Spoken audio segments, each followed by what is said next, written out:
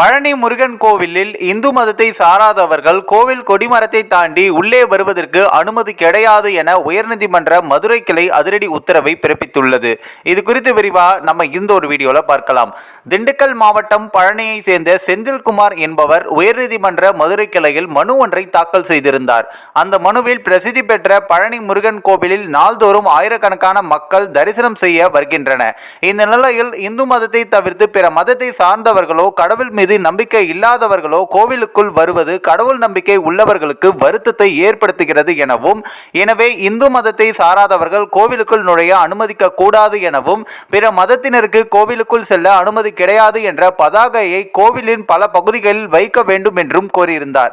இந்த மனுவை விசாரித்த நீதிபதி ஸ்ரீமதி இன்று தீர்ப்பு வழங்கினார். அதன்படி இந்து மதத்தை சாராதவர்கள், பிற மதத்தவர்கள், கடவுள் நம்பிக்கை இல்லாதவர்கள் கோவில் கொடிமரத்தை தாண்டி உள்ளே வந்து சாமியை பார்ப்பதற்கு தடை விதிக்கப்படுவதாக உத்தரவிட்டார்.